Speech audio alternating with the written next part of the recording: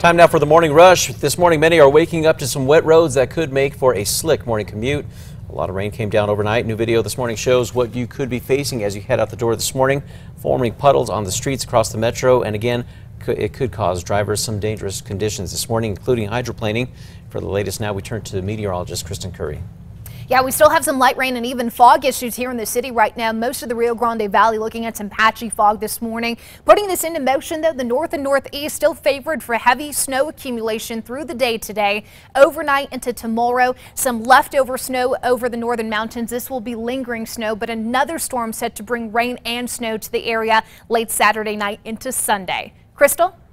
For the latest weather updates, of course, and alerts, to take a closer look at the radar, you can download our KRQE weather app. Hundreds of thousands of federal workers will miss their first paychecks of the year today as the partial government shutdown enters day 21. On Thursday, President Trump spent the day in Texas along the U.S.-Mexico border to push for his border wall. President Trump says that he could declare a national emergency to divert Pentagon funds for the wall. And he says he will see what happens in the coming days. Many federal employees affected by the shutdown are likely concerned that they will not be able to pay their largest bills. One of New Mexico's U.S. senators says he's working on legislation to protect them while they wait for the government to reopen. U.S. Senator Martin Heinrich is now co-sponsoring the Federal Employee Civil Relief Act. It would protect them from foreclosures, evictions, and loan defaults during the government shutdown by prohibiting landlords and creditors from taking action against the federal employees who are left with no money to pay bills. Also in the act, if landlords or creditors violate this protection, federal workers can sue. Crystal. Happening today, New Mexico Governor Michelle Lujan Grisham is scheduled to visit the state's southern border to meet with National Guard members at the Santa Teresa port of entry. About 180 troops were deployed to the border by former Governor Susana Martinez in April. The governor's spokesman says Lujan Grisham wants to visit the border in person first before making further decisions about National Guard deployments. Former New Mexico Governor Susana Martinez is defending President Trump's call for the border wall. Martinez told Fox News that Democrats should come to the table and agree to President Trump's wall in exchange to fund the government. Martinez claims that the president's plan would call for slightly more than 200 miles of new fence and would include some money for humanitarian care. Martinez says that she thinks the president's plan is smart and multifaceted. And of course, we will continue following the latest for you on the government shutdown and let you know if lawmakers strike a deal. You can find that on air and on the KRQE News app. Breaking overnight for you, Albuquerque police asking for your help finding a missing person. Police say the man on your screen, Anthony Carter, was last seen near Griegos and 12th Street. Officers say he told his family he was going for a walk and did not return. He was last seen wearing tan pants, black shoes, and has a black coat with blue stripes on the sleeves. Police say Anthony is autistic and unfamiliar with the Albuquerque area. On to other news for you. APD says they're now working with their open space unit to create a tact plan to stop shootings on the West Mesa. This after a bullet went flying into a living room of a nearby home where 3 little girls and their 2 dogs were sitting. One of the dogs was hit. The home sits on 98th and Central. Video shows a miniature poodle named Jet stand up on the couch between the young girls. They believe that's when the dog was shot in the chest. Jet was taken to an animal hospital. They could not remove the bullet, though.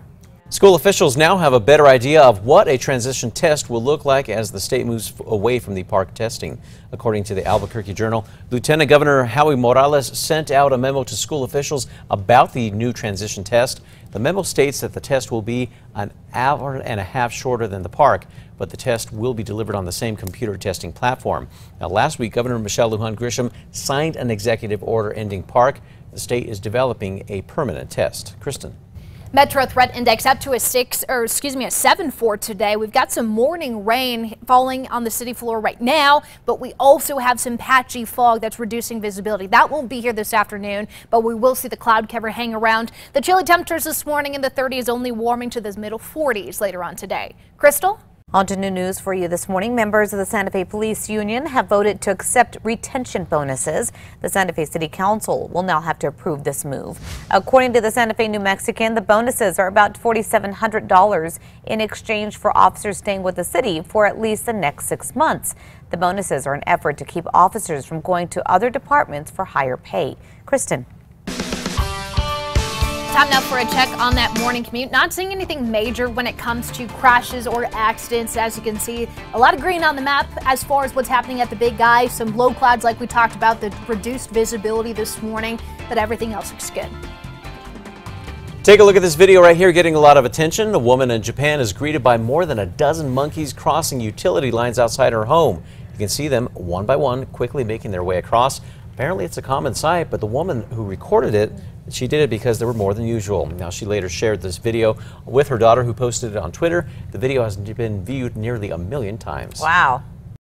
Taking me back 66 years ago on this day in 1953, Hobbs hit a high of 83 degrees, the highest January max temp they've seen on record there. All right, switching gears to the 5 facts. At number 5 this morning, UFC light heavyweight champion John Bones Jones will defend his belt against Anthony Smith on March 2nd in Las Vegas. This comes after his latest drug test from the USADA and the California Athletic Commission has come back clean. Number 4 now, APD says it's working on a tact plan to stop shootings on the West Mesa after a bullet went flying into a living room of a nearby home where 3 girls and their 2 dogs were sitting. One of the dogs was hit. Home surveillance video shows a miniature poodle stand up on the couch in between the girls. That's when they believe he was shot. It's too risky to remove the bullet, so he'll have to live with it. At number 3, snow favors northern and northeastern New Mexico through the day today. Albuquerque, some rain and fog this morning, clearing later on this afternoon. High temperatures in the 40s this weekend with another round of rain or snow expected on Sunday. At number 2, New Mexico Governor Michelle Lujan Grisham wants to spend more money on education. Her budget proposal calls for an increase in starting pay for New Mexico teachers of about $41,000. It also seeks $110 million in new school spending for low-income and minority students. And according to the Journal, the governor wants an additional $36.5 million for CYFT plus $60 million for pre-K programs. Number 1 now, today paychecks are on hold for some 800,000 federal employees because of the partial government shutdown. That does include roughly 6,000 New Mexicans. While Washington squabbles over billions of dollars to build the border wall, federal employees are scrambling to make ends meet to pay major bills like mortgages and car loans. U.S. Senator Martin Heinrich is now co-sponsoring the Federal Employee Civil Relief Act to protect them from foreclosures, evictions, and loan defaults during the government shutdown by prohibiting landlords and creditors from taking action against those affected. If landlords or creditors violate this, federal workers can sue them.